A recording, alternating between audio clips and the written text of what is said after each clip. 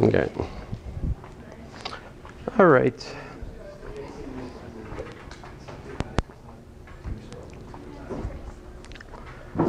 I will begin with a word of prayer. Dear Father, we thank you for this day. Again, I thank you for this class and your many blessings. Pray that you'd be glorified in what we do. In your name I pray, Lord Jesus. Amen.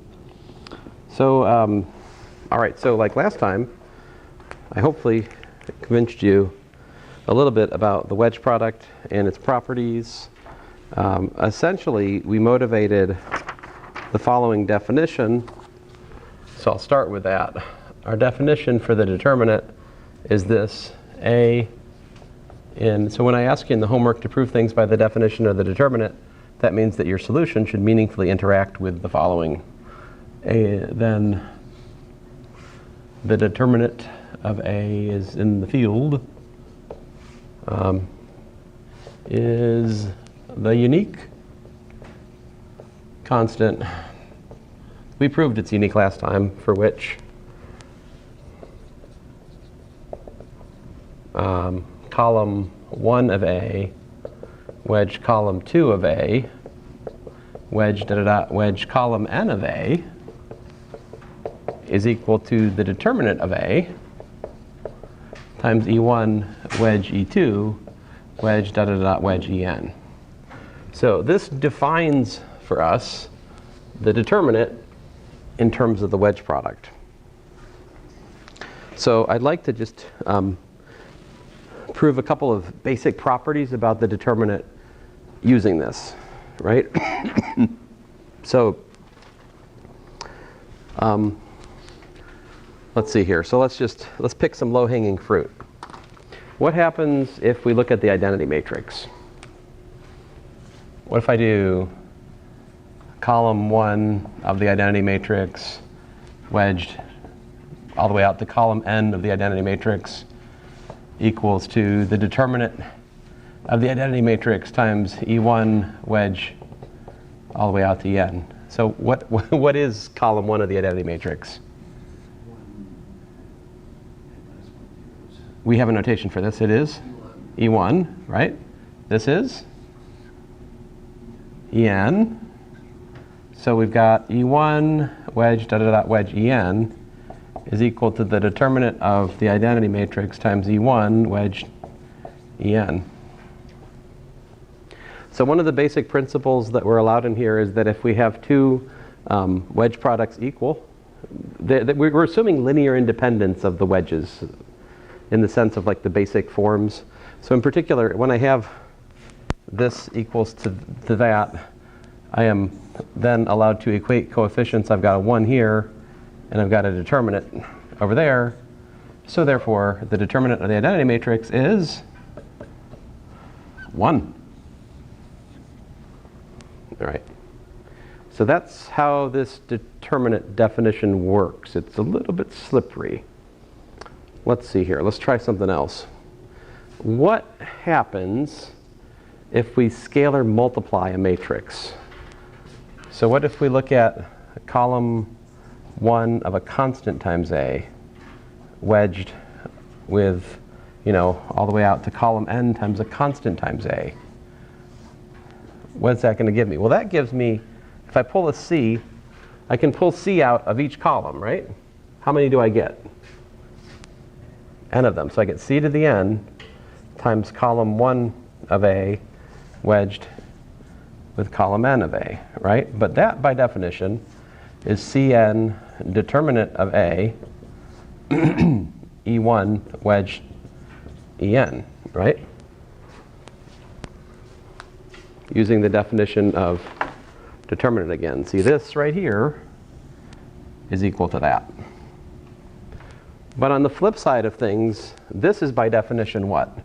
If you allow me this short manga-style calculation, this is the determinant of the scalar multiple of C by A of E1 wedge En. So now we can equate this right here with this right here. Lo and behold, we derive that the determinant of a constant times a matrix is equal to the nth power of the constant times the determinant of the matrix. Something that has a way of sneaking up on 221 students when they least expect it, doesn't it? Did this get you when you're in 221 at some point? Yeah, it sneaks up on people. This makes for dastardly problems. I like this one. I get lots of points from students with this one. It's nice. It's real nice. Okay, I'll stop. And I think there's a calculation I should try to do here. I'm going to try, because it's kind of mid-proof on the next page, but I became convinced I should try to do it before I get to the proof. So I'm going to attempt it, which is the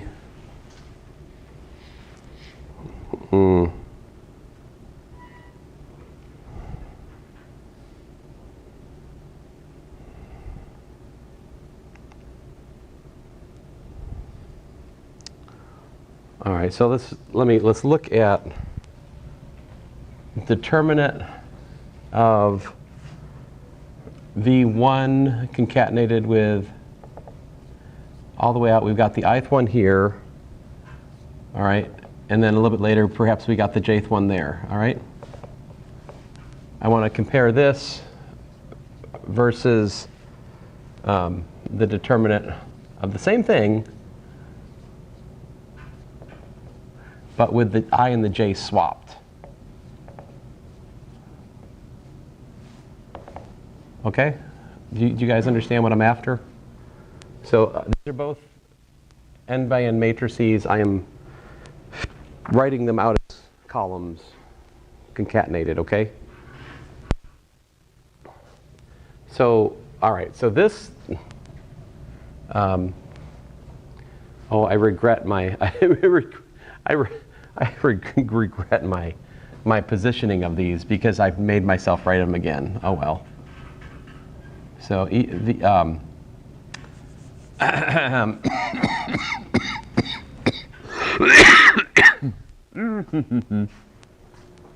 all right. V1 wedge dot dot dot dot wedge VI wedge dot dot dot dot wedge VJ wedge dot dot dot dot wedge VN is by definition the determinant of that business. Let me come up with a slightly easier notation. I'm going to call this AIJ. Oh, that's bad. That's also bad. Oh, I'll just take my medicine and write it again. V1. Eventually I'll get smarter and find a way not to write this. You can just make up some notation just for the purpose of this right now. I know, but I can't think of it right now.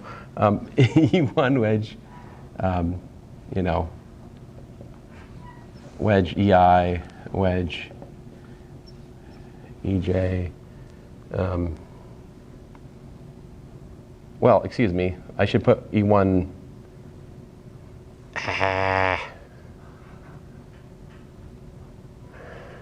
Fine. IJ. All right. There's that on the one hand. Excuse me. On the other hand, I could do for the other one.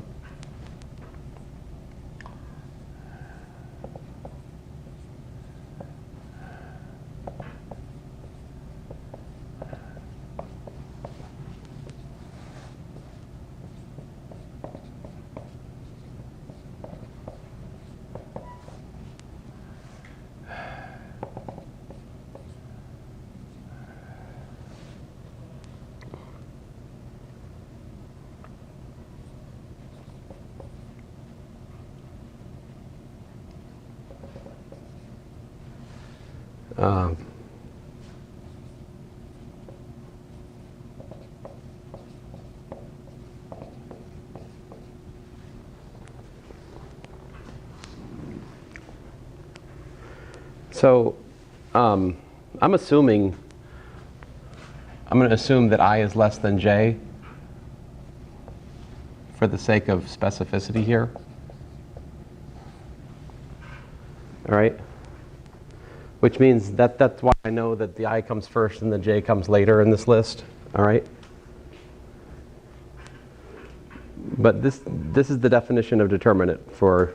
Why does, in the bottom one where the I and J are swapped, why does E sub I still come before E sub J? Because this list is always E1, wedge E2, wedge E3, wedge da-da-da.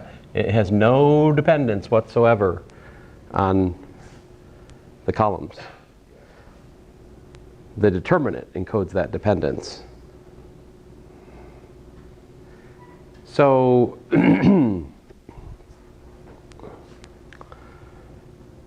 how are these related?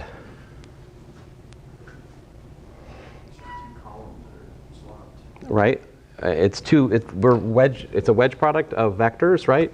And our definition of the wedge product is that if we swap two in a wedge, we get a minus. So this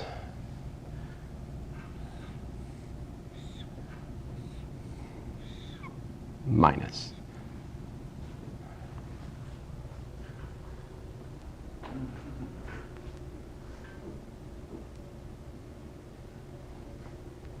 Which then tells us what?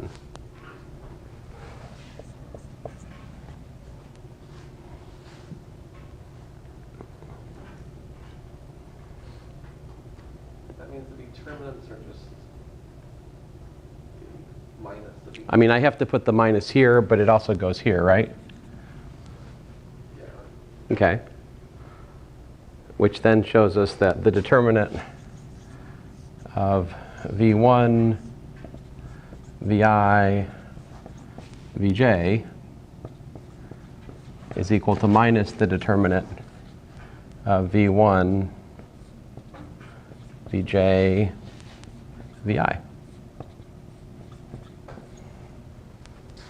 Which is what I was after.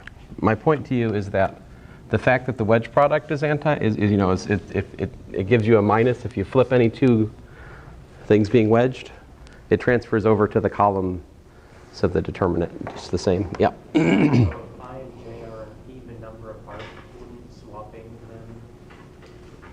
Oh, well. Good question. So like if I had E1, wedge E2, wedge E3, wedge E4, suppose I want to switch 1 and 4. You can think about it two at a time, right? So it's minus E2, wedge E1, wedge E3, wedge E4. That's a good question to ask. But then that is minus E2, wedge E3, wedge E1. I should have. I'm doing too little at a time. Let's do a minus 1. Let's do a plus. Let's flip 4 and 3 also at the same time, right? Is that okay? I do 2 at a time, so I get a plus. And then if I I don't know if that helped. So then I get minus E2, wedge E1, wedge. Oh, why am I doing this? That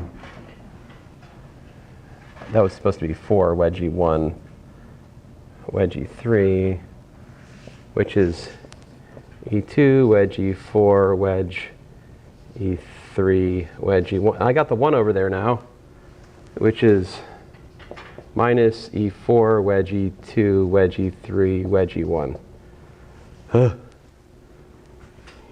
It turns out the combinatorics is such that saying that you get a minus from flipping adjacent ones implies that you also get a minus flipping non-adjacent ones. It's a consequence of the combinatorics of the problem. I haven't proved that, I'm just assuming it. If I was more cagey, I would have baked it into the definition of the exterior algebra, which I'm not really trying to like give you a logically minimal description of or anything. I just want you to assume properties of the wedge product and use them to like explore the determinant is the idea in here. But yeah. Are we good? So the determinant is antisymmetric in the sense of exchange of columns. See that if I flip 2 columns, I get a minus.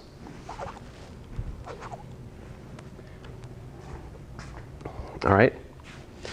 And so that brings us to my next theorem. Although in order to give you that theorem, I need to make a definition. And this definition we're not doing much with at the moment, but it's a definition which we'll come back to and do a lot more with as the course goes on. And that's multilinear map. What's a multilinear map? So if I have T is a mapping from V cross V cross V, say n times,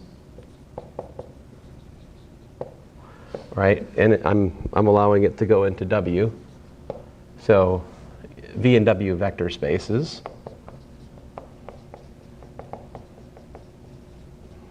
Over F. Then this is multilinear if it is linear in each input. So rather than write that out in general, well, I guess I have. Here it is.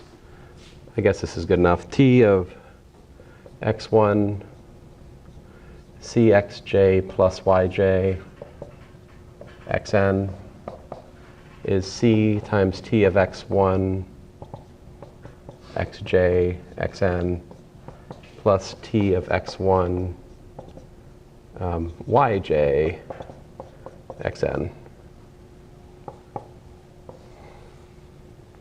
And this is for all j equals 1, 2. And I mean, I don't know if you need to write that down or not. It's better just to understand it. It's linear in each input. There are n inputs. It has to be linear in each one of them. This is an n-linear map. If you just have 2, it's called a bilinear map. Do you guys know any bilinear maps? So like T, for example, T from Rn cross Rn to R would be, if this could be like a bilinear R-valued map. My favorite bilinear R-valued map is the following. T of V comma W equals to V dot W. The dot product is a bilinear real valued map, yeah. When you wrote the n-dimensional example, it looks like if you had the y sub j, the x sub j, you get t of, or the central part of it would be, c plus 1 x sub j, which that are, well, basically, are both of them supposed to be, is it supposed to be c t of x1, or, I'm not sure how to describe it. Should the C be inside the transformation? Should the second one have zeros instead of x in the No. spots other than No, y? no, Okay. no, they're just x's otherwise. So that is it. It's linear in each spot. The rest of them just stay put. Everything else is fixed except for where the additivity and the scalar multiplication is happening. So, but this is a bilinear R-valued map. Here, if you want to go from R3 to R3, for example, this one, V comma W, cross product, this would give you a bilinear map from, say, R3 to R3 again. So here would be a bilinear map, a vector valued bilinear map, just to give you some examples, not in the notes. All right? What was your question? It looks like if you had y sub I equals 0 and c equals 1, then you get t of x1 dot dot dot xi or xj or whatever that is dot dot dot xn equals 2 times itself, basically. Wait, no, not quite 2 times itself. Well, an n-linear map is still linear in each entry, which means if you put 0 here, this is 0. Yeah, Yeah, but it's not t of 0, it's t of x1 dot dot dot 0 dot dot dot x. Still the case that you can prove it gives you 0. If you put 0 into any one of the entries, it'll be 0. Okay, so that's how it works. Yeah. Now, if we have the following, if like t of xi1 da da da dot xi2 xin is equal to t of x1 xn, you know, in other words, so here, this is just, you know, a permutation of these guys, right? If it doesn't, if you can take these and reorder them however you like, any different which way, all right? Then this is said to be, and T is completely symmetric, or just symmetric. It's a completely symmetric n-linear map. On the other hand, if interchanging any two inputs to your n-linear map gives you a minus, it's said to be an anti-symmetric n-linear map. All right? So, for example, my dot product is a symmetric bilinear map. My cross product is a anti-symmetric bilinear map, for instance. There's only two things, so the permutation is not especially interesting. To give you one that's a little bit more interesting, we can look at the determinant. All right, so, and let me find it here for us. This is proposition, well, you guys are going to remember these ones, right? You guys remember this part.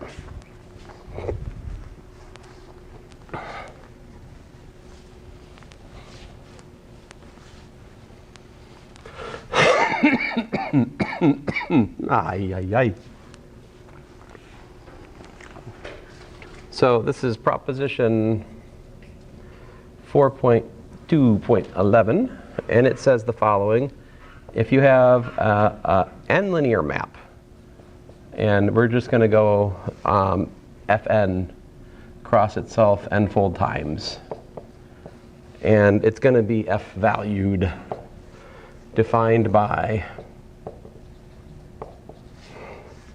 t of v1 all the way out to vn equals to simply the determinant of the matrix formed by concatenating these vectors, just gluing them together in an n by n matrix. Then T is an anti-symmetric n-linear map for which T of E1 all the way out to En is simply equal to 1. Moreover, T is the unique n-linear map. Unique n-linear, anti-symmetric rather,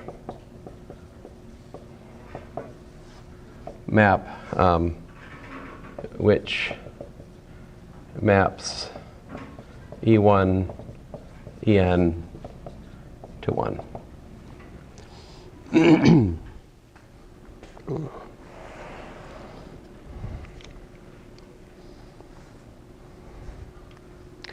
So we've actually already shown that the determinant does some of the things in this proposition, right? I've already established that the determinant sends the identity matrix, which of course is concatenating E1 through En, right, to 1. So we have that. We also have proved that the determinant is an anti-symmetric n-linear map by what we did in the middle board, right? What remains to show is the what? I don't think I showed n-linearity yet, did I? I don't believe I did. So let's work that out. How's that go? So here's the main part of the proof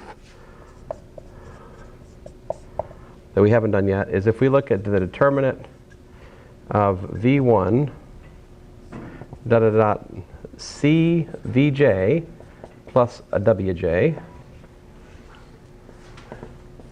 all the way out to Vn times E1 wedge En, what's that equal to?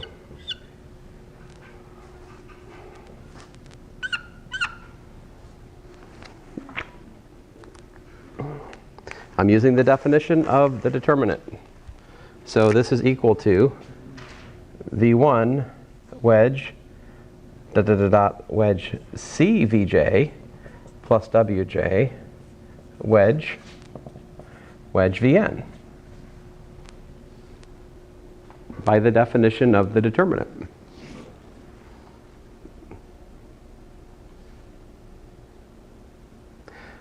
Because these are the columns of the matrix that we're calculating the determinant of.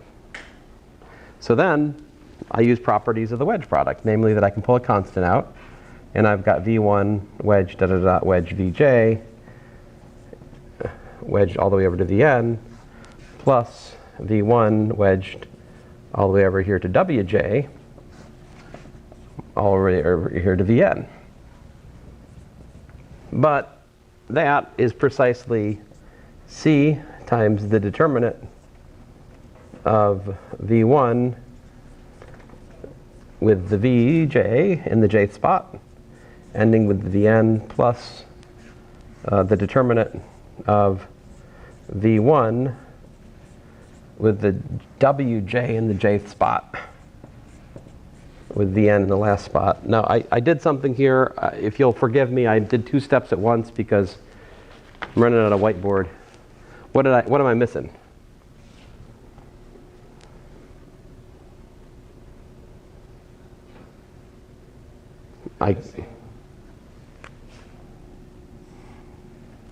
Yeah?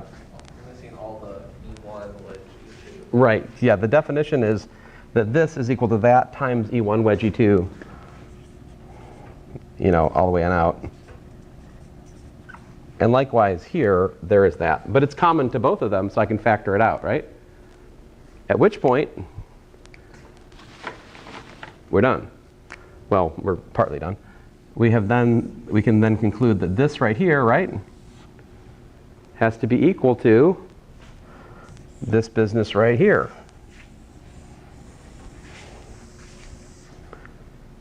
But what is that? Those two things being equal, T is linear in the jth entry.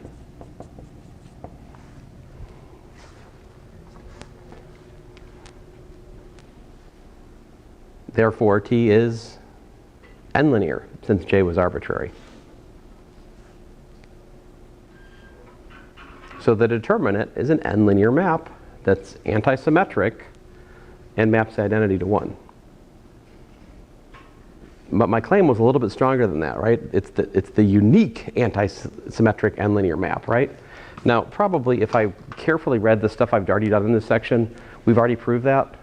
Because if you look at the proof I give, it's essentially the calculation I already did last class. So the uniqueness rests on a calculation that it probably wouldn't hurt us to go through again. But in the interests of not rushing what remains, I'm going to skip that calculation for today. Yeah. So the proof of uniqueness is at the bottom of page 143. Basically, I show that if you have linearity and antisymmetry, you can basically extract the formula for the determinant from this data. It fixes the formula that we derived last time, namely that T of like column 1 of A, column n of A, is equal to the determinant of A. I mean, that's basically what I show, which is what I've written, but well, wait, let me stop. Sorry, guys. I'm going to move along here. So, definition. Definition. A in Fn by n, then for column vectors v1 through vk, n vectors, all right? Oh, that's a typo. That's supposed to be Fn there, guys. I've got n by n in the notes. That is incorrect. We define, sorry about that, A times the k vector, v1 wedge vk, equal to what?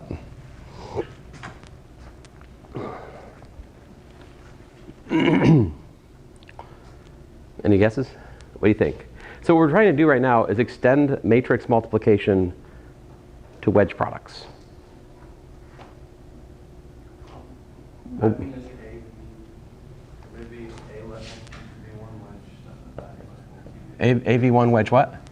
Wedge, wedge, A left VK. It's distributive.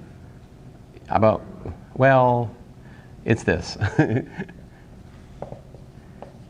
If that's what you're saying, then yep. That's what I'm saying. Okay, good, yeah, yeah.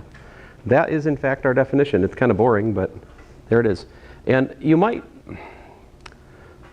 there's a larger discussion to be had about extending a linear transformation to the wedge product of abstract vectors, but we don't need that, so I'm not getting into it. All right, I'm just contenting myself to define the wedge product, matrix multiplication on a wedge product, all right? But you could meaningfully extend a linear transformation from a vector space to a vector space to the wedge products of a vector space as well. Maybe that'll be in like a homework problem or something. It has been in the past. So there it is. That's the definition. And then there's a really cool property that's pretty easy to calculate. What happens if we do like AB times V1 wedge, you know, VK, how's that go? So we'd have AB, right? V1 all the way out to AB VK. But matrix multiplication is associative, right? So I can rewrite this as A times BV1 wedged A times BVK, right? Because matrix multiplication is associative. But then by the definition that you guys just made for me, I like it when that happens, we can factor out the A, right? So this is A, oh, my bad, we can factor out the,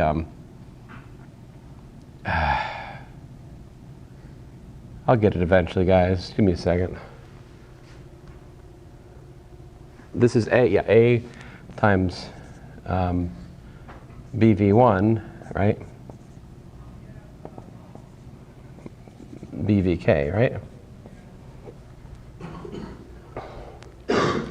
Which we can then do that again. That's A times B times V1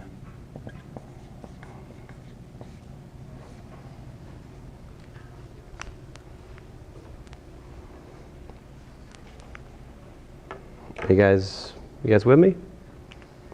That's a okay, right? Yeah, all right. So let's look at some calculations here. Let me give myself some space to write.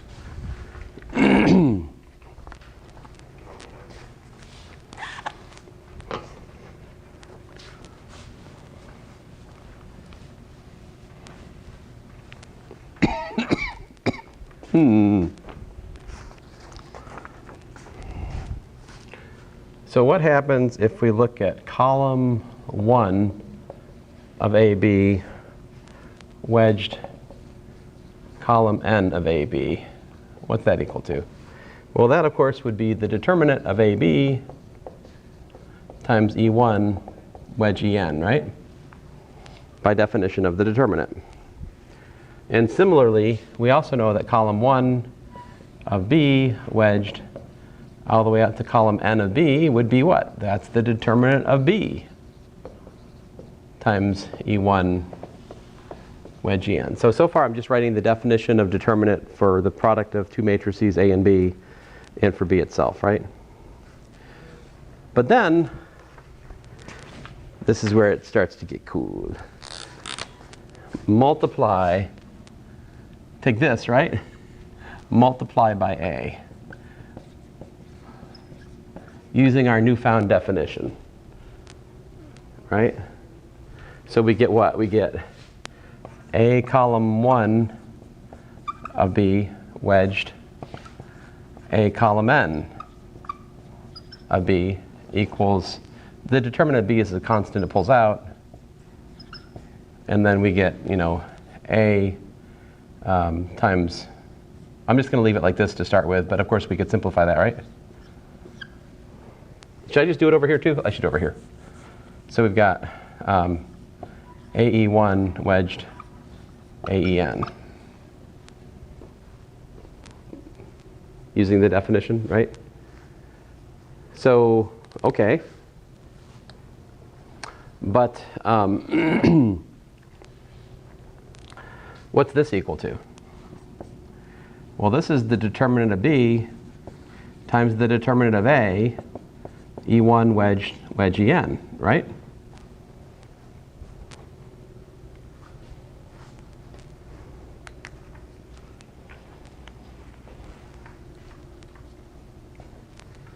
But what's this on the other side equal to, though? Notice that this is column 1 of AB.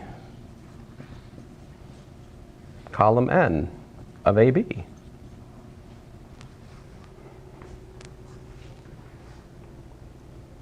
Did you know that? This is the column by column matrix multiplication rule. That if we have, you know, the first column of this is actually A times the first column of B, and so forth. This is just basic matrix multiplication. But that is equal to, by the definition that I wrote at the top, the determinant of AB, E1 wedge En. And so some of the things I've proved today are like a little bit of a pain to prove in the other approach to determinants. Do you guys know what the name of the other approach to determinants is? Where we do this expansion, well, we usually call it expansion by minors, right? Technically Laplace's expansion by minors. Like some of these things I've proved today are quite troublesome to see in Laplace's expansion by minors. This right here is a big one. The proof of this in 221 requires elementary matrix arguments. But here we just derived it in like 5 minutes of algebra. So we've got the determinant of AB equals the determinant of A, determinant of B. This is an important identity to know about. It's actually quite technical. I mean, like what's hidden in that is a lot. There's a lot there. All right. Let us go on. So as I promised, we can use the wedge product to study linear dependence. It's very simple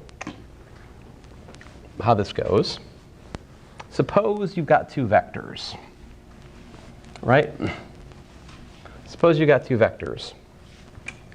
We'll start with that. Suppose they're linearly dependent. What does that mean?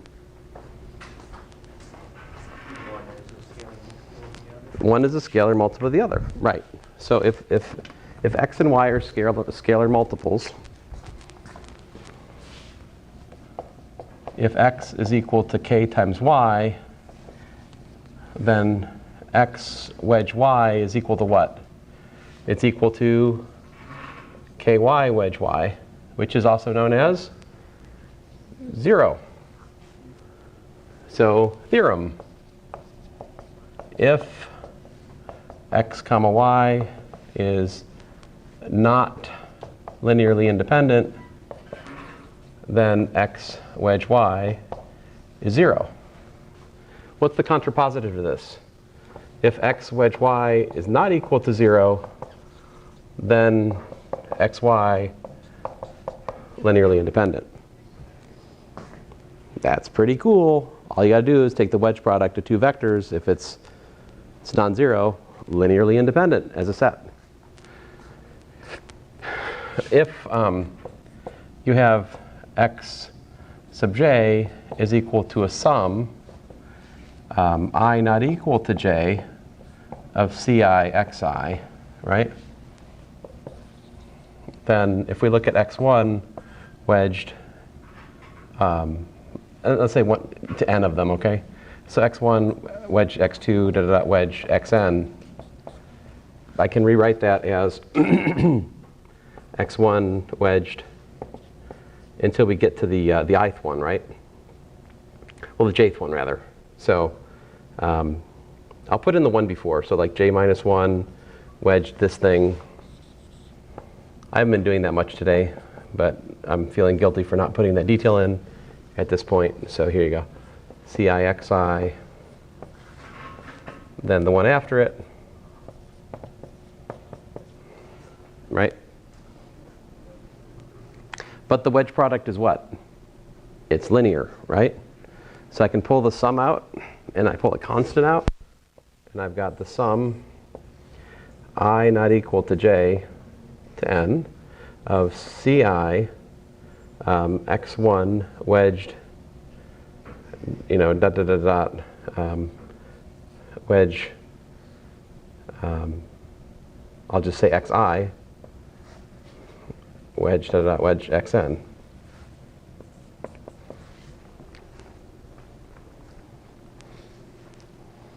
So what's the situation here in this wedge product?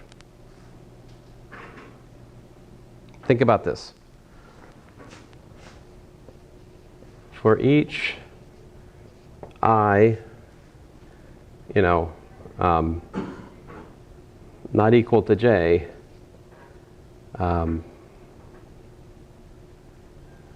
there are two. There are two in each summand.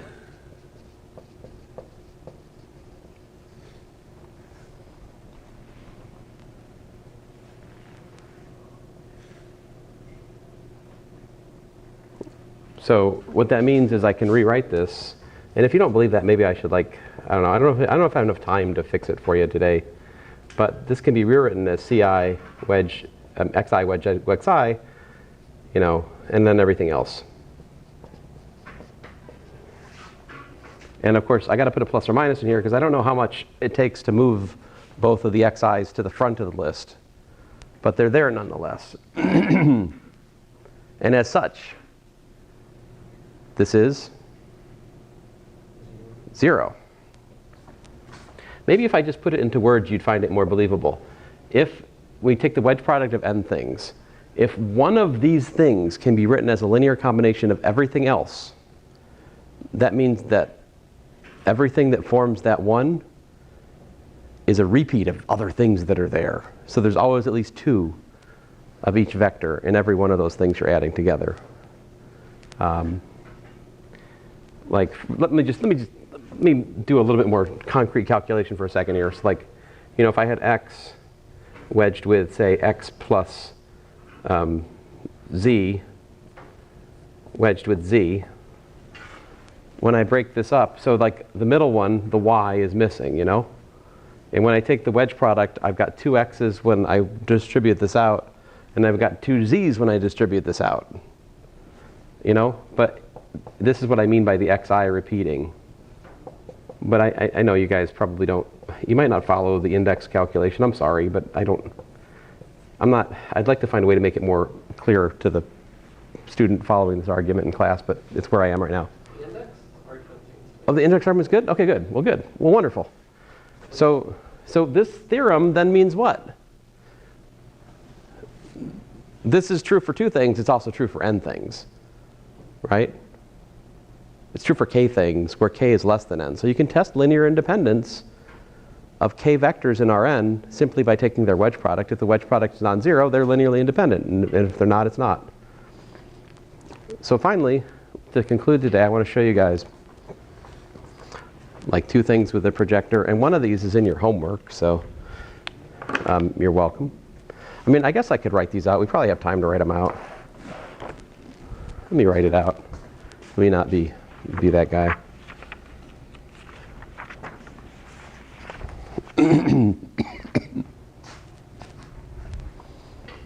Let's see here. So,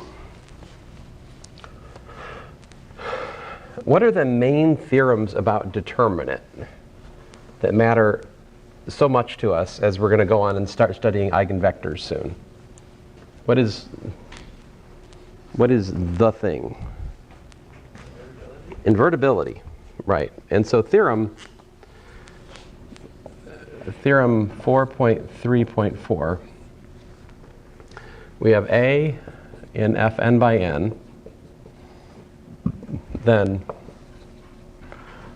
number one, determinant of A is not equal to 0 if and only if A inverse exists. And number two, determinant of A is equal to 0 if and only if AX equals to 0 has non-zero solution. All right? Now,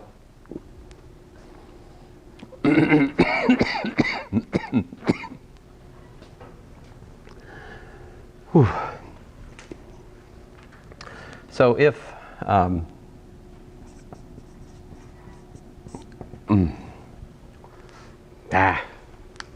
I have to admit the time is upon us.